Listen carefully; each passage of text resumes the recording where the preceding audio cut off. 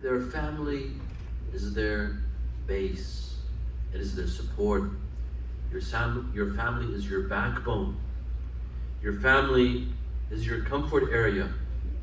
When everyone fails you, friends, neighbors, your family doesn't fail you. Your family will always be there for you. No matter how many enemies you have, no matter how many problems you're going through, you can always come back to your family and you can rely on them for support, for love, for nurture. However, not all family members are supportive. Not all of them are loving and nurturing. There are some family members that cause us a lot of pain and bring us a lot of agony and cause us a lot of trouble. In this case, what do? If we have family members that are causing us misery, they are causing our life to be unhappy, causing us a lot of headaches, what do? On the one hand, Islam tells us not to cut off our ties with family members, close relatives. Al-Rahim, it is forbidden, it is haram to cut off ties. Al-Rahim is forbidden in Islam.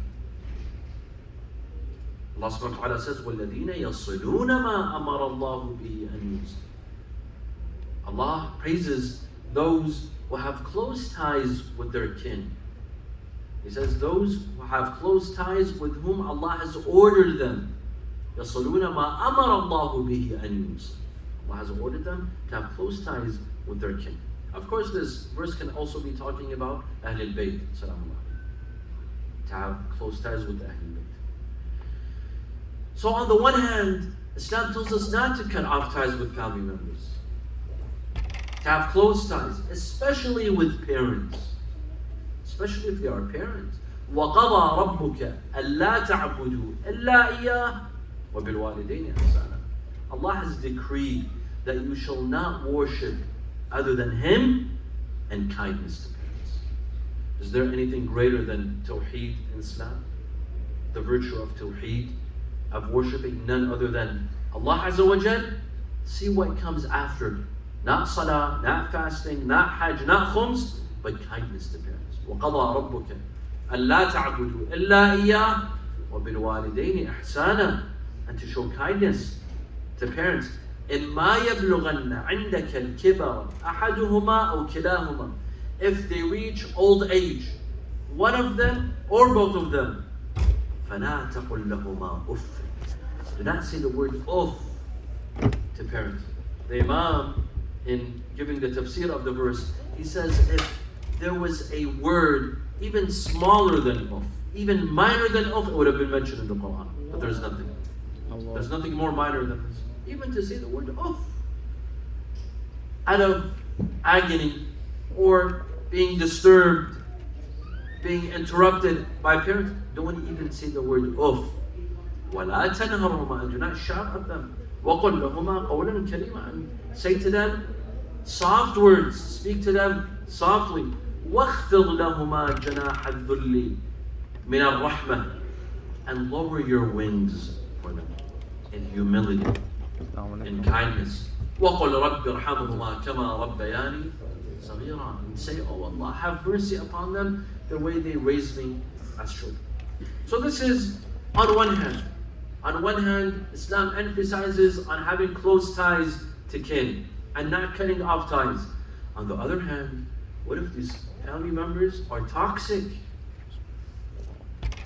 They could be parents, they could be siblings, they could be children, they could be aunts and uncles. What if they're causing us agony and pain and misery and distress and anxiety? What do? Are we forced to handle this agony and pain? Do we have to handle it? How much do we have to handle?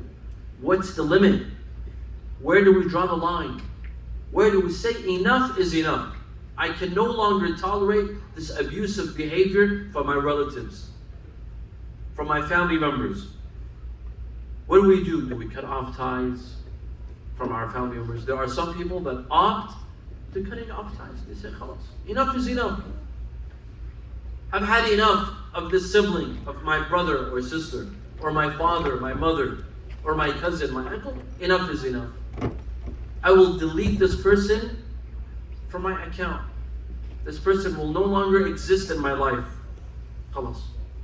They change their number, they delete, they block. Some opt to moving out of the house, out of their parents' house, because they know they can no longer tolerate abusive behavior from their parents. So they say, I will move out. Or I will move to another city. Here in the West, this is the easiest thing to do, and I'm sure that you've seen this. People move out over the smallest fight, the smallest argument. Children move out. They say, I don't need to tolerate this abusive behavior from my mother, from my father. No one commands me. No one can judge me or command me. I will move. And it's very normal to see a son not speaking to his father for 5 years. Two brothers are not speaking for 10 years. This is something very normal here in the West. It's not a shock to see family members that don't speak, that haven't seen one another in years. But is this acceptable? Does Islam accept this? That we delete certain family members, even if they're abusive, even if they're toxic, and they portray toxic behavior. Is this acceptable or not? And I get this question all the time. That Syed, if I have a toxic family member, a father, or a mother, or a sibling, a sister, or a brother that are being toxic, that are being abusive, and they're damaging my life, can I delete them? Can I block them? Can I stop speaking to them? What is my obligation? Tonight, my dear friends, we will attempt to answer this question, inshallah. وصلوا على محمد وآله محمد. اللهم صل على. First of all, who is a toxic family member? What do we mean by toxic? Someone that displays toxic behavior. What do we mean by this? Toxic behavior is anyone who displays abusive behavior. Not necessarily physical abuse. No. I don't mean that your father physically abuses you or your mother physically abuses you or that you have a family member that physically abuses you. No. Sometimes there is something that is worse than physical abuse, and that is emotional abuse, verbal abuse. Some people can be very abusive verbally, emotionally. For example, they make fun of your appearance. So we have some family members, they make fun of our appearance. Your weight, for example. There's some people that they're overweight, or they could be obese. There are family members that make fun of them, ridicule them for their weight, for their looks, their hair, their job maybe. They constantly ridicule them. That this is how much you weigh, you need to lose weight, you don't fit in these clothing, you need to go to the gym. This is abusive. This is verbally abusive behavior that is portrayed by certain family members. Or, for example, they criticize you for being single. You're 30, 35, and you're still not married. No one is accepting to marry you. They criticize you for being single. Sometimes it's not in your hands to be single. Allah subhanahu wa ta'ala has not found you the right person. But they ridicule you and they criticize you for being single. Or for being divorced. You got divorced. You ruined your marriage. Your marriage was a failure. Because of your attitude, because of your akhlaq. They ridicule you for your status of being married, being single, being divorced. Or they criticize your spouse.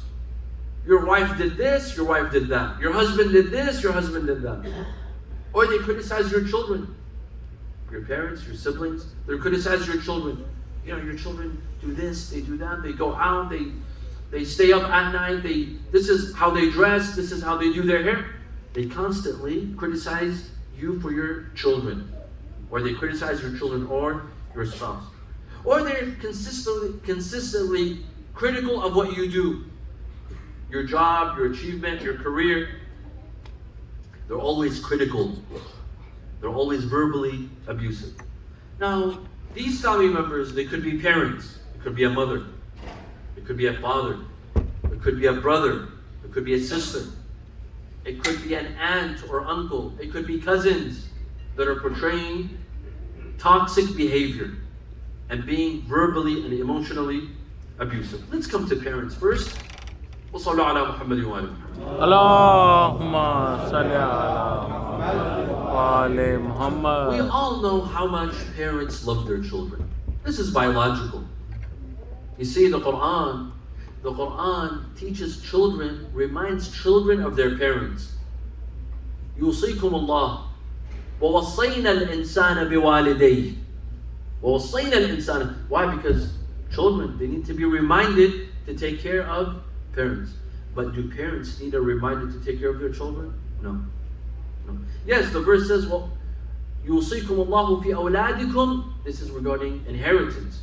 Otherwise, does a mother ever need a reminder to take care of her son or daughter? No. A father, does he need a reminder to take care of their children? No. This is biological.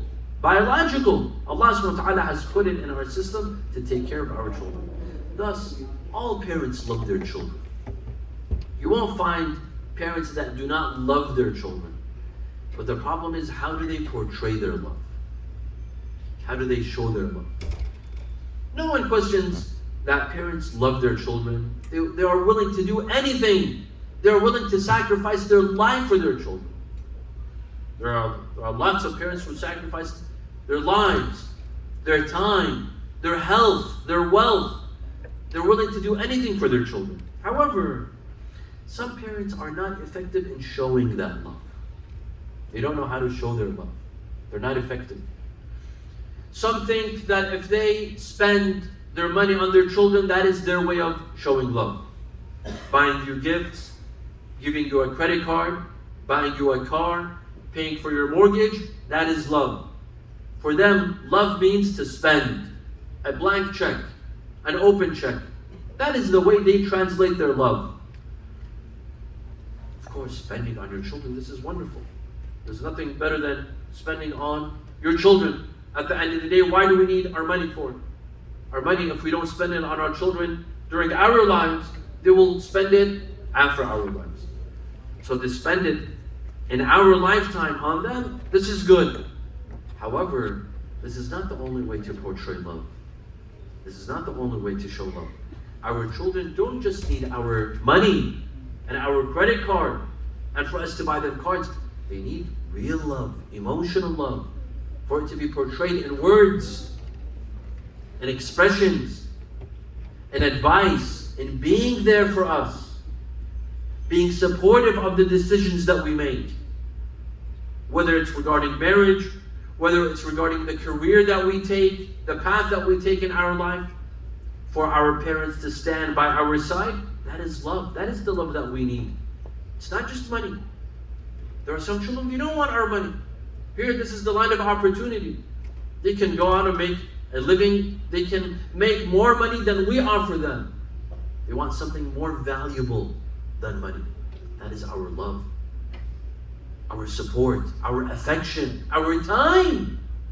To spend time with our family members, with our children. To be understanding. To understand our children's pains and challenges and agonies. That's love. Especially when it comes to two issues, marriage and career.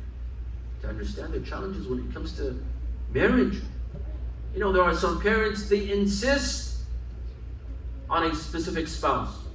They tell their children, if you don't marry her, if you don't marry your cousin, I disavow you. I have nothing to do with you. This is abusive. This is abusive behavior. This is toxic behavior. Let the children decide. Yes, you can guide, but you cannot force. Also, when it comes to careers, you want to force your children to accept certain careers. No. It's for them to decide. You can guide, you can advise, but to force them to accept certain careers and ridicule for them for their career, this is unacceptable. This is toxic. This is abusive. Let me tell you a story. There's a scholar, alim, here in the United States. I won't mention his name. I read this in his autobiography. He says, in one city, and I won't mention the name of the city, he said, one night during the month of Ramadan, I was invited for iftar. So during iftar, he says, typically, I do not ask my host, what do they do for a living? But that night, for some reason, I asked my host, what do you do for a living? So he started smiling. He said, Syed, I own a liquor shop. This item, he said, I was eating, I felt disgusted. I could no longer continue eating. He said, well, khalas.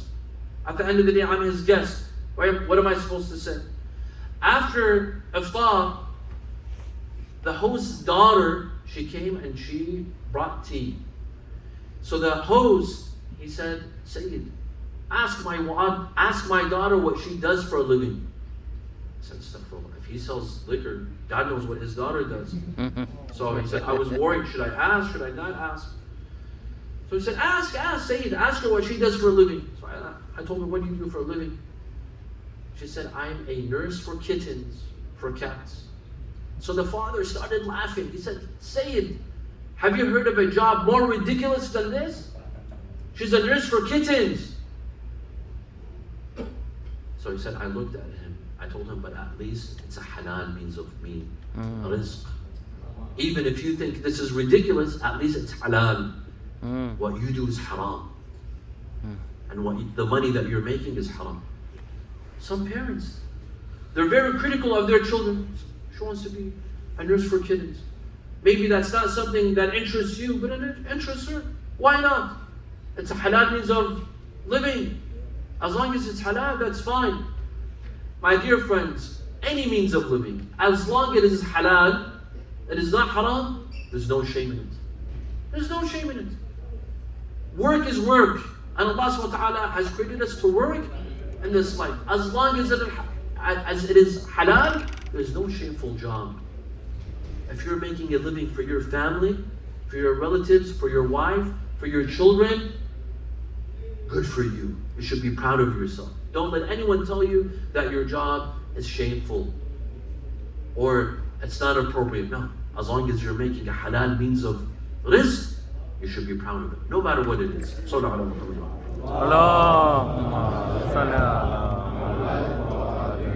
Now, some parents can be very abusive in their tone.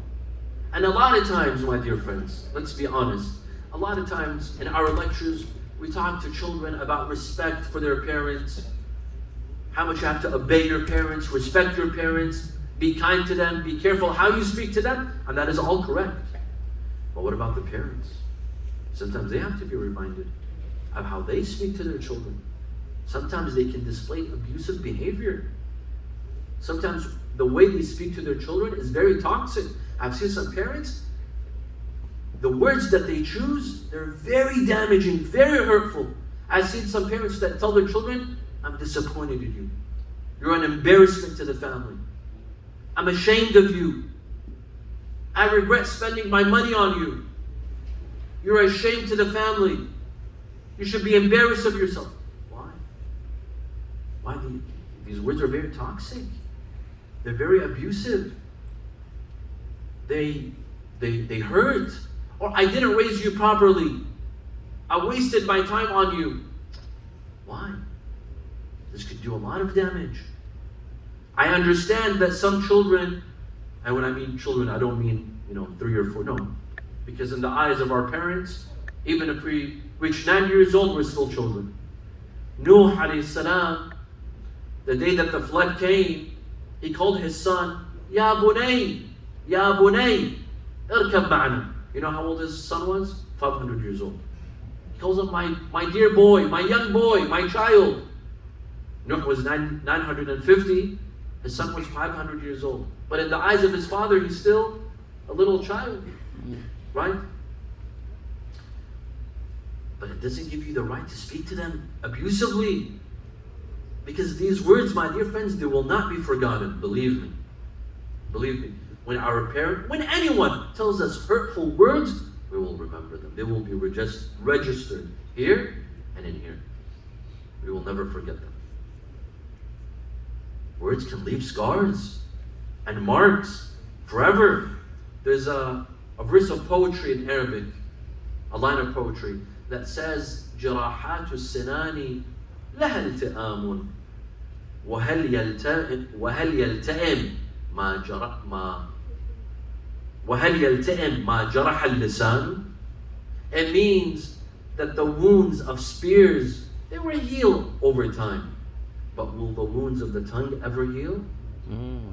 The wounds of tongues, they do not heal.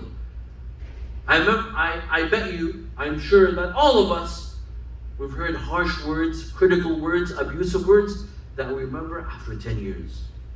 Someone said to us something that was very abusive, very damaging, we still remember. After 20 years, 30 years, decades will pass, but we'll remember those words. They still hurt us. In English, there's a saying, a famous saying that says, bricks and stones will break my bones, but words can never harm me. This is not true. This is not true. In fact, bricks and stones, they will hurt me. They will break my bones, but after 6 months, my bones will be fine. But the words will leave everlasting impressions. They will damage us. You have to be very careful. When you get upset, when you get angry, your child has done something wrong, they've broken something, they've done something that requires punishment. But be careful of the words that come out of your mouth, because those words can put them down.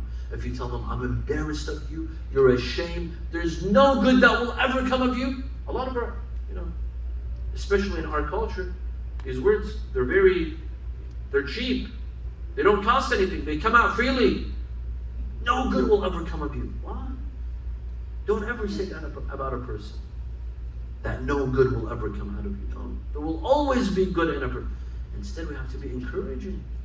Sigmund Freud, the famous psychologist Sigmund Freud, and with all of his theories, all of his weird theories, they say that when he was a child, his father would tell him, no good will ever come of you. And he spent decades in proving his father wrong.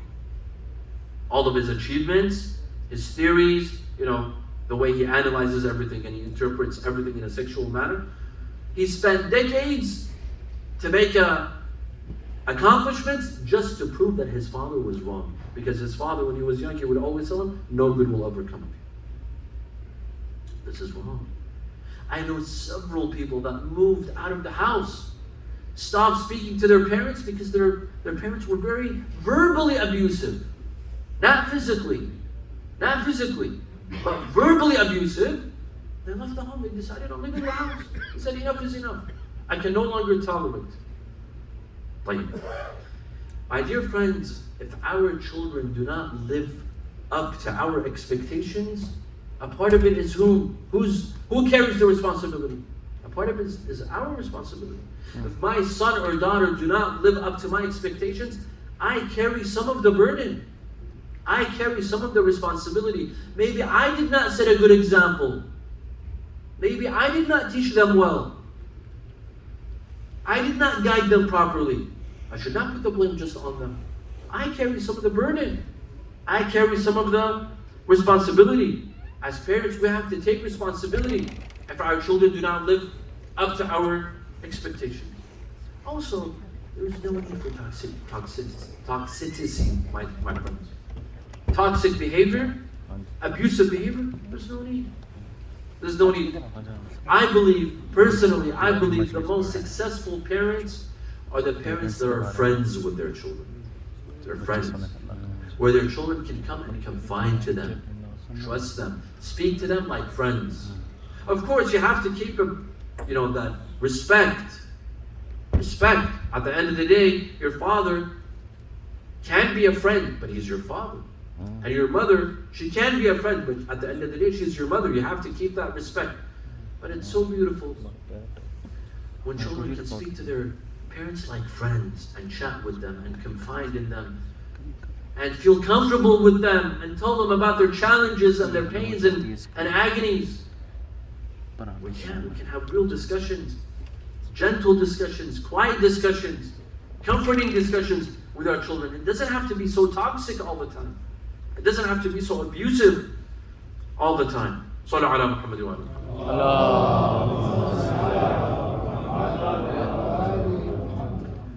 Another problem, my dear friends, another problem that a lot of parents deal with, especially for migrant parents. And this is me, this is you, this is a lot of our parents and us who migrated to this country. We try to live through our children. We try to live through our children. What do I mean by this? For example, I wasn't able to go to college, but I want my son to go to college. Why? Because I wasn't able to go to college. My dream was to go to Harvard University, for example, but I didn't get in. So I pressure my son to go to Harvard University. This is not correct. Just because I was not able to achieve. I had certain dreams that I couldn't achieve. Why do I have to force my son or daughter to achieve my dreams? They have their dreams. They have their goals and their aspirations. I wanted to be a doctor, but I couldn't, so I pressure my son to become a doctor. Or I wanted to be a lawyer, but I couldn't, so I pressure my son to be a lawyer. This is a mistake. We have dreams, our children have different dreams. If I wanted to be a doctor, maybe my son wants to be a lawyer. Maybe my son wants to be an engineer. I cannot live through my children. I cannot fulfill my dreams through my children. I have to let my children do their own. Or for example, some daughters, some ladies, they got married early. They didn't finish high school. They didn't go to college. They got married. They had children. They got pregnant. But they want their daughter to study, to go to college, not get married. That was your dream. Now you have to let your daughter make her own decisions. Whether she wants to continue, pursue her degree, or get married, that's up to her.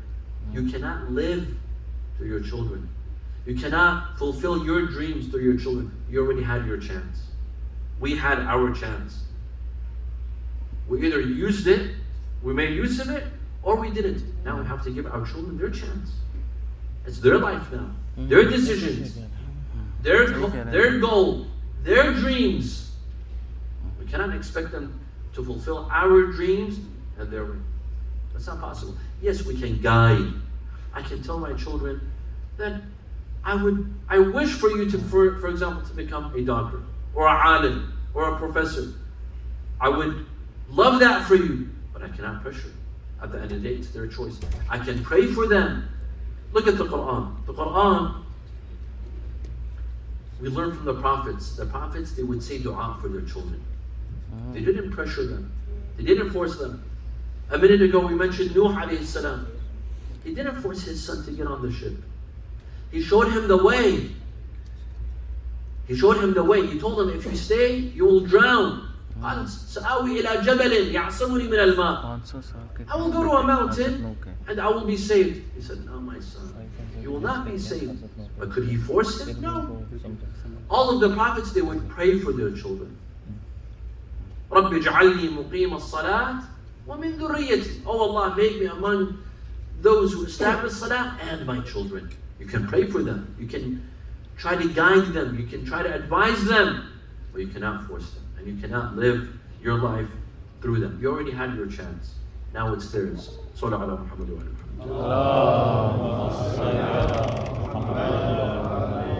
ala. Now, there are some siblings that can be very toxic.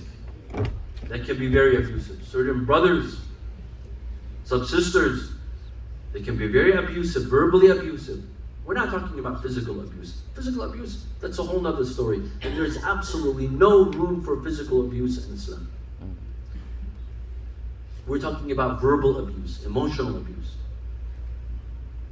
Some siblings, there's envy between them. Jealousy and envy. Especially if one is more successful than the other. There will be some sort of tension, envy, and jealousy between them. Prophet Yusuf alayhi salam, what happened with Prophet Yusuf? Prophet Yusuf had toxic brothers, had abusive brothers who were jealous of him and who were envious of him. That is why his father,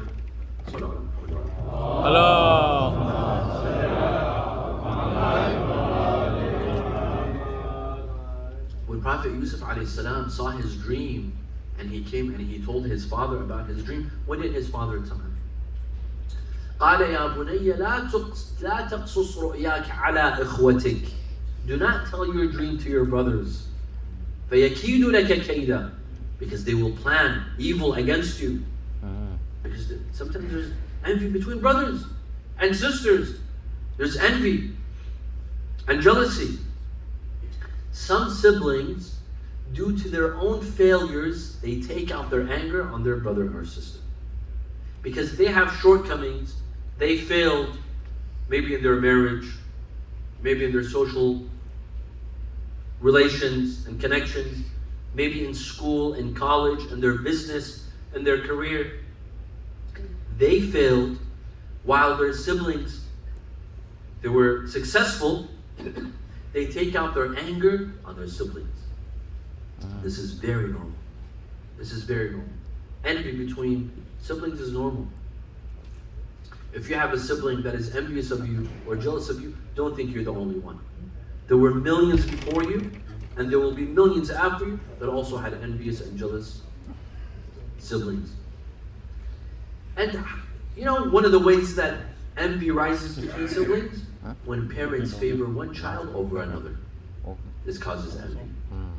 There's usually a favorite, either the oldest or the youngest. If the parents they show who's the favorite child, usually this causes envy and jealousy towards that child from the siblings. And this is exactly what happened with Prophet Yusuf alayhi salam and Yaqub alayhi salam. Yaqub, his favorite child was Yusuf, and he showed it. He showed his love, and that his favorite son was Yusuf. This created animosity towards Yusuf alayhi salam. إذ قالوا, the Quran says in Surah Yusuf, إذ قالوا ليوسف وأخوه أحب إلى أخينا منا ونحن عصبة إن أبانا لفي ضلال مبين. They said that our father loves Yusuf more than us. And this caused animosity and envy between the brothers.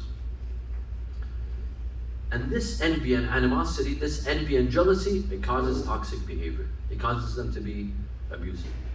Sometimes it's not envy or jealousy. Unfortunately, sometimes two brothers, there's no jealousy and envy between them, but they don't get along. Why?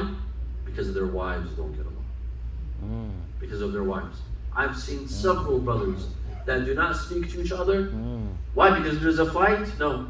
There's envy between them? No. Because of their wives. Because the wives don't get along, they get the brothers not to speak. Sometimes it's the opposite. Sometimes it's two sisters that don't get along. Why? Because of their husbands. And that's a shame. That's a shame for two siblings not to speak, not to work together, not to speak to one another, not to see each other because of the husband or the wife. Nothing should come in between two brothers or two sisters. Sallallahu alaihi wa sallam.